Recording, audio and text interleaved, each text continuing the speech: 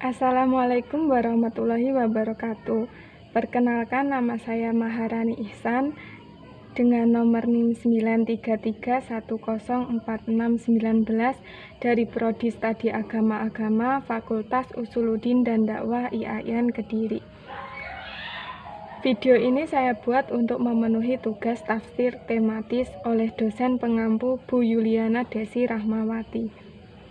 Di sini saya akan menjelaskan tentang toleransi dalam beragama dan pluralisme agama. Langsung saja, yang pertama, toleransi dalam beragama. Toleransi berasal dari bahasa Latin, yaitu tolerantiam, yang berarti kelonggaran, kelembutan hati, keringanan, dan kesabaran. Dalam bahasa Inggris, toleransi yang berarti sikap membiarkan, mengakui, dan menghormati keyakinan orang lain tanpa memerlukan persetujuan. Sedangkan dalam bahasa Arab, istilah ini merujuk kepada kata tasamuh, yang saling mengizinkan atau saling memudahkan. Sedangkan dalam Kamus Besar Bahasa Indonesia, toleransi diartikan sebagai kelapangan dada dalam artian suka kepada siapapun dan membiarkan orang berpendapat atau berpendirian lain. Tak mau mengganggu kebebasan berpikir dan keyakinan orang lain. Hubungan toleransi dengan surat Al-Kafirun. Kandungan pokok surat Al-Kafirun secara garis besar memuat pesan bahwa yang pertama, sikap umat Islam terhadap orang kafir bahwa katakanlah, hai orang-orang kafir, aku tidak akan menyembah apa yang kamu sembah. Kedua, batas-batas toleransi dalam umat Islam yaitu dan kamu bukan penyembah Tuhan yang aku sembah. Ketiga, toleransi antar umat beragama, yaitu untukmu agamamu dan untukku agamaku. Hal tersebut dimaksudkan bahwa dalam bersosialisasi, seorang muslim tidak dibatasi untuk bergaul dengan siapa saja dari golongan mana saja. Interaksi sosial tersebut diperbolehkan dalam hal seperti berdagang, belajar, dan apapun aktivitas lainnya, namun tidak diperuntukkan dalam hal beribadah ataupun berkeyakinan. Dalam surat Al-Kafirun tersebut, sudah sangat jelas bahwa Rasulullah menolak secara halus dan menolak secara tegas ajaran kaum Quraisy yang ingin berdamai. Dalam hal ini, kaum Quraisy meminta kesepakatan pada Rasulullah untuk saling menyembah sesembahan mereka. Dalam sudut pandang sosial, surat ini menjelaskan bahwa Muslim setidaknya harus memiliki sikap toleransi terhadap apa yang menjadi keyakinan pemeluk agama lain, namun tidak untuk bertoleransi dalam bentuk keyakinan yang dianut agama lain, sebab dalam hal keyakinan sudahlah sepatutnya sebagai umat muslim harus tegas bahwa Tuhan yang patut disembah hanyalah Allah Subhanahu wa Ta'ala. Maka dalam ayat kedua surat ini ditegaskan bahwa aku tidak menyembah apa yang kamu sembah, bahwa tidak ada negosiasi dalam menjalankan praktik keagamaan antar agama. Selanjutnya, pluralisme agama. Definisi agama dalam wacana pemikiran Barat telah mengandung perdebatan dan polemik yang tak berkesudahan, baik dalam bidang ilmu filsafat agama, teologi, sosiologi, antropologi, maupun di bidang ilmu perbandingan agama. Sehingga sangat sulit, bahkan hampir bisa dikatakan mustahil untuk mendapatkan definisi agama yang bisa diterima atau disepakati semua kalangan. Definisi pluralisme agama menurut para ahli yaitu sebagai berikut. Pertama, menurut Diana, pluralisme itu bukanlah sebuah paham bahwa agama itu adalah semua sama. Menurutnya, bahwa agama itu adalah tetap berbeda dalam daratan simbol, namun pada daratan substansi memang sastra. Jadi yang membedakan agama-agama hanyalah jalan atau syariat. Sedangkan secara substansi semua sastra untuk menuju kepada kebenaran yang transendental itu.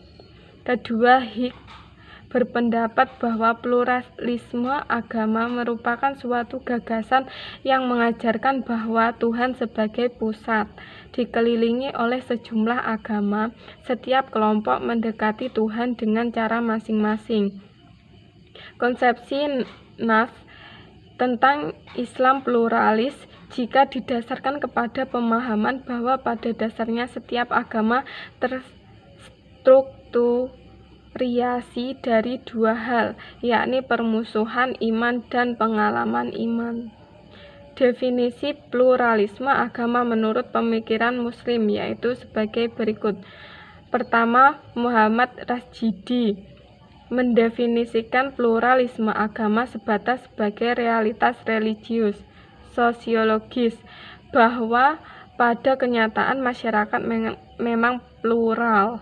Namun demikian, pengakuan terhadap realitas kemajuan ini tidak berarti memberikan pengakuan terhadap kebenaran teologis.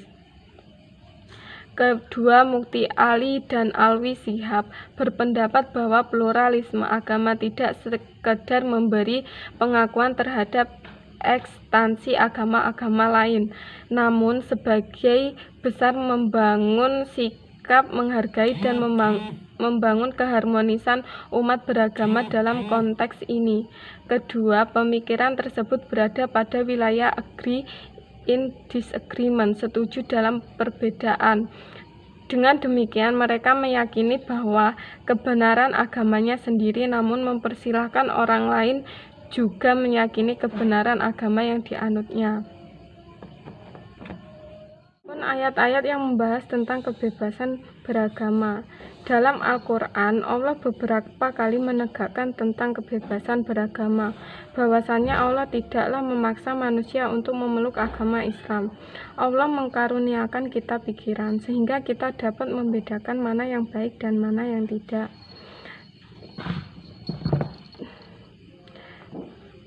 Tentunya pilihan yang kita ambil kelak akan memberi konsekuensi masing-masing, tergantung pilihannya, sebagai firman Allah dalam Quran surat Al-Baqarah dan surat Al-Kahfi. Keniscayaan adanya pluralisme di dunia ini adalah kehendak Allah, bahkan hingga bagaimanapun usaha kita untuk menghilangkannya dan memaksa mereka untuk masuk dalam agama yang kita anut, hal itu adalah usaha yang sia-sia. Sebagai firman Allah dalam surat Al-Kahfi ayat 6, maka barangkali engkau Muhammad akan mencelakai dirimu karena bersedih hati setelah mereka berpaling, sekiranya mereka tidak beriman kepada keterangan ini. Al-Quran surat Al-Kahfi ayat 6. Allah menciptakan manusia yang beraneka ragam tidak lain bertujuan untuk mengajak manusia untuk berlomba-lomba dalam usaha mengabdikan diri kepada Tuhannya. Tujuan lain adalah untuk mengembangkan ilmu pengetahuan dan saling memahami, bukan justru menimbulkan perpecahan dan konflik satu sama lain karena adanya perbedaan, sebagaimana dijelaskan dalam Surat Al-Ma'idah ayat 48.